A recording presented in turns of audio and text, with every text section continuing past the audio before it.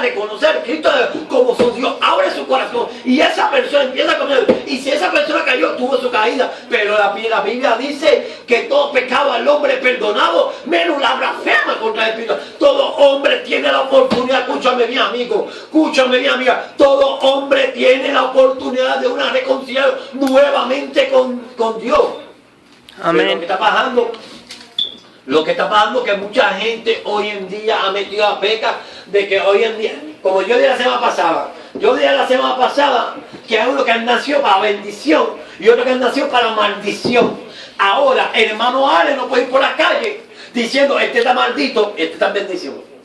Este está maldito y este está en bendición. Porque yo no soy juez, yo no soy juez para de Dios. Dios sabe a los que nacieron para maldición y Dios sabe a los que nacieron para bendición. ¿Y por qué? Porque la persona que ha nacido para maldición se reconoce, donde quiera que se para, se reconoce que no hay una palabra de verdad en él. Hay una palabra que hoy en día cuando hay gente, esta gente psíquica, los blues han nacido para, no han nacido con maldición ellos. Lo que pasa es que a lo mejor sus padres o su generación, entre generación, han sido malditos. Con eso de la brujería, con el palo mayume, con la malla blanca, con la malla negra. Yo he tenido que salir y romper los preceptos bíblicos a mí humanamente para que mi generación, que son mis hijos, no sean con la misma maldición que yo tenía anteriormente.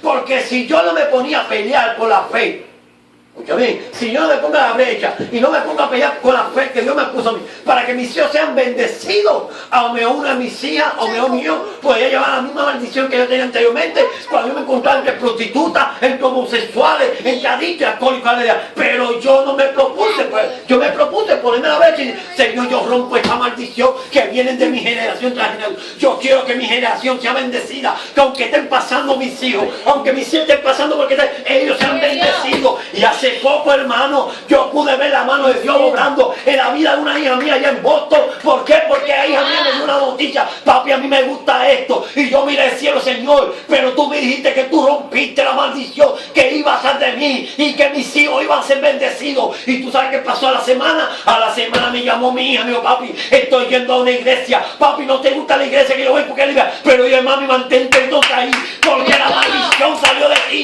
La maldición se puede sigue juzgando aquí. Y hasta el día de hoy, hermano, esa niña mía no ha tenido que volver al mundo donde ella me dijo, papi, me gusta esto.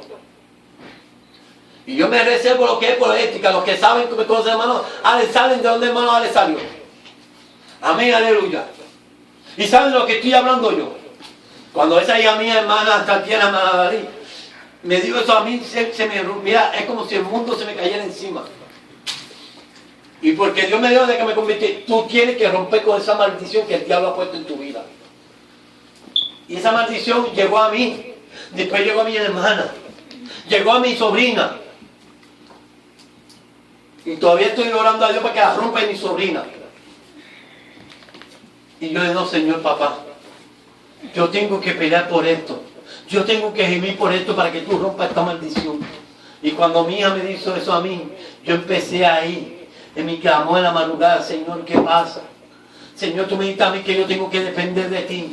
Que mis hijos iban a ser de bendición en bendición. Que aunque ellos creen que se aparte el Señor, esta maldición no lo iba a tocar nunca. Que en el mundo del pecado donde tú me sacaste, esta maldición no iba a tocar a ninguno de mis hijas, ni a mí no tampoco. Aunque ellos estén contra él, Señor, tú me prometiste que mis hijos son hijos de la promesa. Es que madre que me escucha, padre que me escucha, tus hijos, si tú le sirves a Dios, dice la palabra que yo y mi casa le serviremos a Jehová. Significa que yo, mis hijos, mi esposa, mi hermano, mi hermana, mi tío, mi papá que no le sirve a Dios, le vamos a servir a Dios. Sí, Señor Jesús. Y aquella niña mía cuando me dio esa noticia a la semana, papi, tú sabes una cosa, estoy en la iglesia. Papi, ya dejé que me gustara aquello. Dejé de fumar, dejé de janguear, dejé de estar enamorando a los muchachitos por allí. Y dejé de estar enamorando a aquello también. Y yo, bueno, ¿verdad? Sí, papi. Pues me siempre interpreté a David porque ya abrinqué nada más. Ella me abrinqué, yo sí, a David, ¿qué dice? Y a mí me dice, mira, te está diciendo a Dios. Yo con una alegría en mi corazón. Porque se cumple lo que Dios me rompe la maldición en tu generación.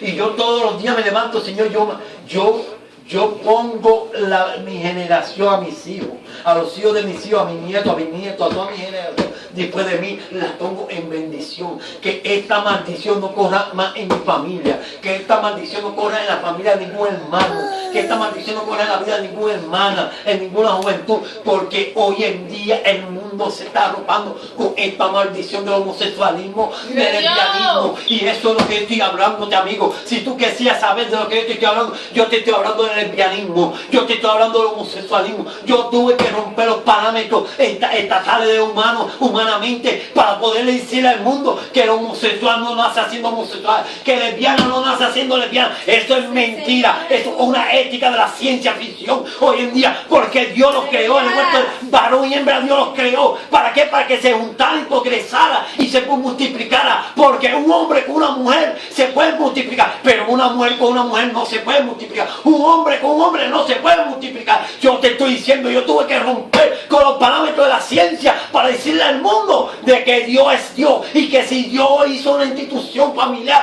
fue varón y hembra hijo. ¿Para qué? Para que el mundo entendiera, para que el mundo vayara de bendición. Lo que pasa es que tantos estados en los Estados Unidos han rompido, han perdido el temor a Dios y han aceptado la falacia inventada por el mismo infierno, el mismo diablo que está en las calles, las leyes que están inventando que se tienen que casar varón con varón, hembra con hembra. Hay líderes que pastores, hay evangelistas, hay de diferentes denominaciones que están aceptando. Si viene una pareja por ahí, yo lo reprendo en el nombre de Dios. Yo digo, eso antibíblicamente es erróneo, eso antibíblicamente es un error, porque la Biblia dice que varón y hembra Dios los creó. Aleluya, eso es. Pero la gente, los líderes han cogido miedo a las cárceles. Los líderes han cogido miedo que le tengan que miedo, que le tengan que los templos. Y yo no soy fanático, porque la santidad va más allá que la corbata y la falda. Y se lo especifico así a todos que me están hablando. No es que el hermano Ale sea un liberal, pero tampoco soy un religioso, no soy un fanático. Soy un hombre que tengo una relación personal con Dios. Soy un hombre que busco presencia de Dios. Soy un hombre que busca la llamada a Dios para que Dios a través de mí siga bendiciendo a este pueblo. Y para donde quiera yo me pare, sea de bendición a mis hermanos, sea bendición a mi hermana, sea bendición a esta juventud. Amén. Que esta juventud es el hermano Ale. El hermano Ale es un hombre que me da testimonio. El hermano Ale, el consejo que me da el hermano Ale es un consejo sabio, es un consejo que viene bíblicamente respaldado por la palabra de Dios, viene respaldado por el Espíritu Santo. Pero lo que pasa es que los líderes han cogido miedo. Aleluya, aleluya. Vamos a ir con otro más, aleluya. Vive Dios, aleluya. El rey Saúl, aleluya.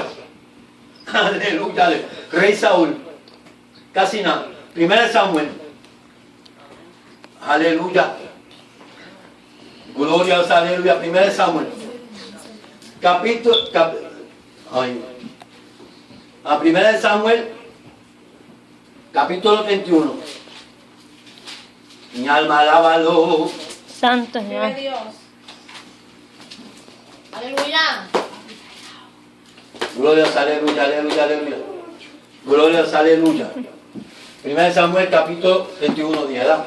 Versículo del 1 al 6. Gloria a Dios, aleluya. Vive Dios. Dice así. Dice, y los filisteos pues pelearon contra Israel, y los de Israel huyeron delante de los filisteos y cayeron muertos en monte Gilbo. Y siguiendo a los filisteos a Saúl y a sus hijos, mataron a Jonatán, a Abinadab y a Malquisuel, hijo de Saúl, y a Rezión a la batalla contra Saúl, y lo alcanzaron los flecheros, y tuvo gran temor de ellos. Entonces dijo Saúl a su escudero: saca tu espada y traspásame con ella, para que no venga esto inclusivo y me traspase y me escanezca. Mas su escudo no quedaría, porque tenía gran temor. Entonces tomó Saúl su propia espada y se echó sobre ella.